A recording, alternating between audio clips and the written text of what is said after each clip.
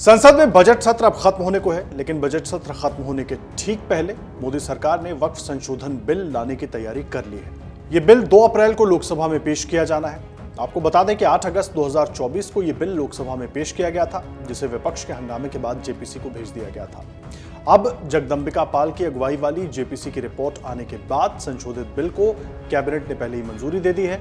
अब सरकार इस बिल को लोकसभा में पेश करने की तैयारी कर चुकी है, लेकिन इसे पारित कराना सरकार के लिए कम चुनौतीपूर्ण नहीं रहने वाला है। तो आगे हम आपको बताएंगे कि आखिर वक्फ बिल को लेकर पूरा विवाद क्या है, वक्फ बोर्ड है क्या, काम कैसे करता है, सरकार के सामने क्या रास्ते हैं, नंबर गेम क्या कहता है, वक्फ बिल में क्या क्या संशोधन हो सकते हैं। इन तमाम मुद्दों पर बात करेंगे और ये विस्तार से आपके लिए जानना जरूरी है, क्योंकि सियासतदान अपने अपने हिसाब से अपने अपने चश्मे से इसकी व्याख्या कर रहे हैं, लेकिन वक्फ को लेकर असली कहानी क्या है वो हम आपको बताते हैं। इस नए वक्फ बिल में किसी जमीन को अपनी संपत्ति यानी वक्फ की संपत्ति बताने वाली पावर पर रोक लग जाएगी, जिसको लेकर सबसे ज्यादा विवाद हो रहा है। प्रस्तावित बिल में मौजूदा कानून से जुड़े कई नियमों को हटाया जा सकता है। सबसे पहले समझ लीजिए कि वक्फ बोर्ड है क्या और ये काम कैसे करता है। वक्फ का मतलब होता है ऊपर वाले यानी कि अल्लाह के नाम, यानी ऐसी जमीनें जो किसी व्यक्ति या संस्था के नाम नहीं है। वक्फ बोर्ड का एक सर्वेयर होता है। सर्वेयर तय करता है कि कौन सी संपत्ति वक्फ की है, कौन सी नहीं है। इसके निर्धारण के 3 आधार माने जाते हैं। अगर किसी ने खुद अपनी संपत्ति वक्फ के नाम कर दी, अगर कोई मुसलमान या मुस्लिम संस्था जमीन की लंबे वक्त से उसका इस्तेमाल नहीं कर रहा है, या फिर सर्वे में जमीन का वक्फ की संपत्ति होना साबित हुआ। वक्फ बोर्ड मुस्लिम समाज की जमीनों पर नियंत्रण रखने के लिए बनाया गया था, जिससे इन जमीनों के गलत इस्तेमाल को रोकने और गैर कानूनी तरीकों से बेचने पर रोक लगाई जा सके। अब देखिए कैसे काम करता है वक्फ बोर्ड, ये भी समझ लीजिए। वक्फ बोर्ड देश भर में मौजूद है। जहां भी कब्रिस्तान है उसकी देखरेख घेरेबंदी का काम वक्फ बोर्ड के पास होता है। कई जगहों पर इस तरह की बातें भी निकल कर आई कि उसके आसपास की जमीन को भी वक्फ की तरफ से अपनी संपत्ति करार दिया गया। इनमें मज़ारों और आसपास की जमीनों पर भी वक्फ बोर्ड का कब्जा हो जाता है। 1995 का वक्फ एक्ट कहता है कि अगर वक्फ बोर्ड को लगता है कि कोई जमीन वक्फ की संपत्ति है, तो ये साबित करने की जिम्मेदारी उसकी नहीं, बल्कि जमीन के असली मालिक की होती है कि वो बताए कि कैसे उसकी जमीन वक्फ की नहीं है। 1995 का कानून ये जरूर कहता है कि किसी निजी संपत्ति पर वक्फ बोर्ड अपना दावा नहीं कर सकता, लेकिन ये तय कैसे होगा कि संपत्ति निजी है। अगर वक्फ बोर्ड को सिर्फ लगता है कि कोई संपत्ति वक्फ की है, तो उसे कोई दस्तावेज या सबूत पेश नहीं करना है। सारे कागज और सबूत उसे देने हैं जो अब तक दावेदारी कर रहा है, यानी कि जिसकी जमीन है या जो कह रहा है कि वो मेरी जमीन है। देखिए, इस देश में कई परिवारों के पास जमीनों के पुख्ता कागज नहीं होते। वक्फ बोर्ड इसी का फायदा भी उठाता रहा है। इस तरह के आरोप लगते रहे हैं, क्योंकि उसे कब्जा जमाने के लिए कोई कागज नहीं देना है। अब आपको बताते हैं कि कैसे अलग अलग समय पर वक्फ बोर्ड की शक्तियां बढ़ी। 1954 में सबसे पहले वक्फ बोर्ड का गठन हुआ था। हालांकि 1995 के संशोधन से वक्फ बोर्ड को असीमित शक्तियां दे दी गई। पीवी नरसिम्हा राव की कांग्रेस सरकार ने वक्फ एक्ट 1954 में संशोधन किया और नए नए प्रावधान जोड़कर वक्फ बोर्ड को असीमित ताकत दे दी।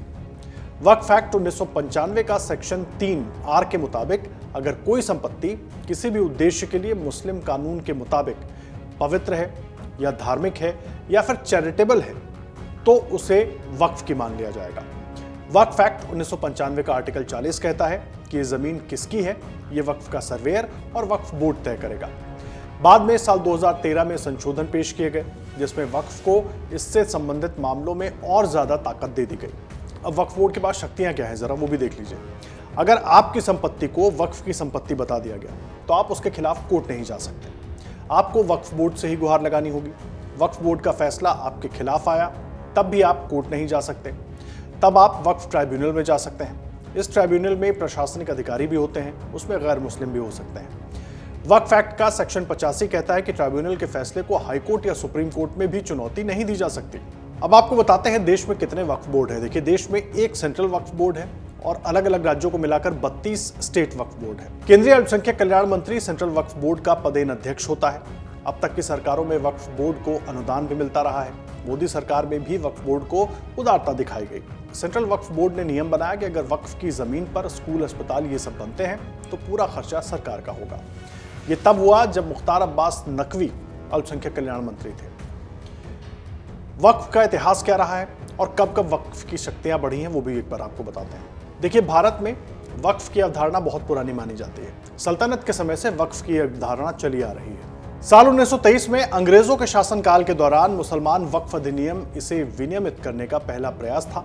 साल 1954 में स्वतंत्र भारत में वक्फ अधिनियम पहली बार संसद की ओर से पारित हुआ। साल 1995 में इसे एक नए वक्फ अधिनियम से बदला गया, जिसने वक्फ बोर्डों को और ज्यादा शक्ति दी। शक्ति में इस इजाफे के साथ अतिक्रमण और वक्फ संपत्तियों के अवैध पट्टे और बिक्री की शिकायतें भी बढ़ गईं। साल 2013 में अधिनियम में फिर संशोधन किया गया, जिससे वक्फ बोर्ड को मुस्लिम दान के नाम पर संपत्तियों का दावा करने के लिए असीमित अधिकार दे दिए गए। संशोधनों ने वक्फ संपत्तियों की बिक्री को असंभव बना दिया। देखिए, अब जो चर्चा हो रही है, जो बिल अब पेश होने वाला है, बदलाव क्या हो सकते हैं, ये भी समझ लीजिए।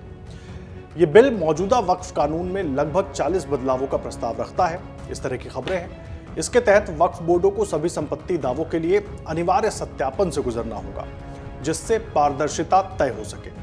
इसका उद्देश्य वक्फ बोर्ड की संरचना और कामकाज को बदलने के लिए धारा 9 और 14 में संशोधन करना है, जिसमें महिलाओं के प्रतिनिधित्व को भी शामिल किया गया है।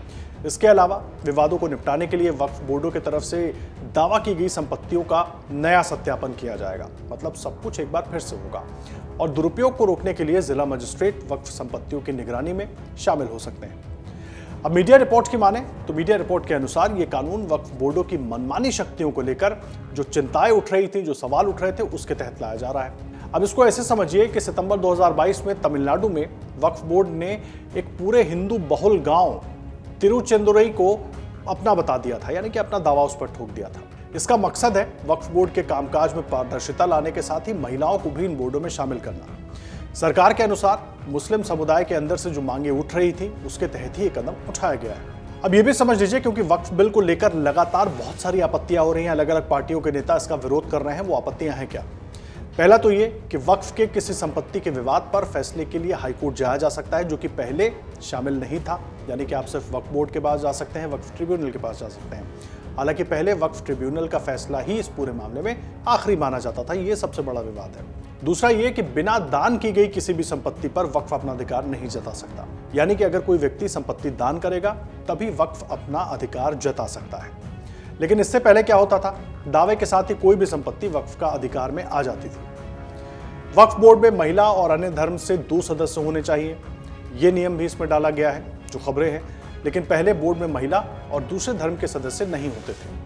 कलेक्टर वक्फ की संपत्ति का सर्वेक्षण कर सकेगा, निगरानी रख सकेगा और उस संपत्ति का निर्धारण करने का अधिकार भी दिया गया है। ये तमाम ऐसे नियम हैं जिसको लेकर बार बार सवाल उठ रहे हैं और विपक्षी सहित कई नेता इस पर सवाल उठा रहे हैं। अब उसकी वजह क्या है, वो आप खुद समझिए। अब संसद में नंबर गेम क्या है? क्योंकि सरकार लोकसभा में तो लेकर आ रही है, लोकसभा के बाद बिल को राज्यसभा में भी लेकर जाना होगा, लेकिन नंबर गेम क्या है? सरकार ने क्या खास प्लान बनाया है? कैसे पास होगा ये बिल अगर सरकार लेकर आती है इसको 2 अप्रैल को? देखिए, लोकसभा में इस वक्त अगर देखें तो 542 सदस्य हैं और 240 सदस्यों के साथ बीजेपी सबसे बड़ी पार्टी है। बीजेपी की अध्यक्षता में एनडीए के सदस्यों की संख्या इस वक्त 293 है, जो बिल पास कराने के लिए जरूरी 272 के आंकड़े से काफी आगे है। और वहीं विपक्ष की बात करें तो कांग्रेस के 99 सदस्य हैं। इंडिया ब्लॉक में शामिल अगर सभी दलों को मिला लें तो करीब 233 तक ये नंबर पहुंचता है। वहीं आजाद समाज पार्टी के चंद्रशेखर, शिरोमणि अकाली दल की हरसिमरत कौर बादल भी सांसद हैं, जिनकी पार्टियां एनडीए या इंडिया ब्लॉक फिलहाल किसी भी गठबंधन में नहीं है। कुछ निर्दलीय सांसद भी हैं जो किसी भी गठबंधन के साथ खुलकर नहीं है। वहीं बात अगर राज्यसभा की करें तो राज्यसभा में इस वक्त स्ट्रेंथ 236 सदस्यों की है। इनमें बीजेपी का संख्या बल 98 है। गठबंधन के लिहाज से देखें तो एनडीए के सदस्यों की संख्या 115 के करीब है। 6 मनोनीत सदस्यों को भी जोड़ लें तो आमतौर पर सरकार के पक्ष में ही मतदान करते हैं, तो नंबर गेम में एनडीए 121 तक पहुंच रहा है, जो विधेयक पारित कराने के लिए जरूरी 119 से 2 अधिक है। कांग्रेस के 27 और इंडिया ब्लॉक के अन्य घटक दलों के 58 सदस्य राज्यसभा में हैं। कुल मिलाकर विपक्ष के पास 85 सांसद हैं। वाईएसआर कांग्रेस के 9, बीजेडी के 7 और एआईडीएमके के 4 सदस्य राज्यसभा में हैं। छोटे दलों और निर्दलियों को मिलाकर 3 सदस्य हैं, जो ना तो सत्ताधारी गठबंधन में हैं और ना ही विपक्षी गठबंधन में हैं। अब ये पूरा गणित हमने आपके सामने रख दिया। वक्फ बोर्ड है क्या, वक्फ बोर्ड को लेकर विवाद क्या है, जो कानून में संशोधन होने की बात है उसको लेकर क्या विवाद है। अब सवाल यह है कि सरकार ने तो अपना प्लान तैयार कर लिया है, लेकिन क्या ये बिल लोकसभा के बाद राज्यसभा से भी पास हो पाएगा? और जिस तरीके से उसका विरोध हो रहा है, देखना होगा कि और आगे क्या कुछ होता है, क्योंकि अभी बहस के लिए सरकार की तरफ से 8 घंटे निर्धारित किए गए हैं, जिसको लेकर विपक्ष के नेता लगातार सवाल उठा रहे हैं कि कम से कम 12 घंटे का वक्त होना चाहिए। क्या इसमें कुछ बदलाव होता है, ये भी देखने वाली बात होगी। अमर उजाला ई पेपर की क्वालिटी इतनी अच्छी है कीजिए, उसके शब्द जो है कितना भी जूम कर लीजिए धुंधले नहीं पड़ते हैं। अभी डाउनलोड करें अमर उजाला ऐप।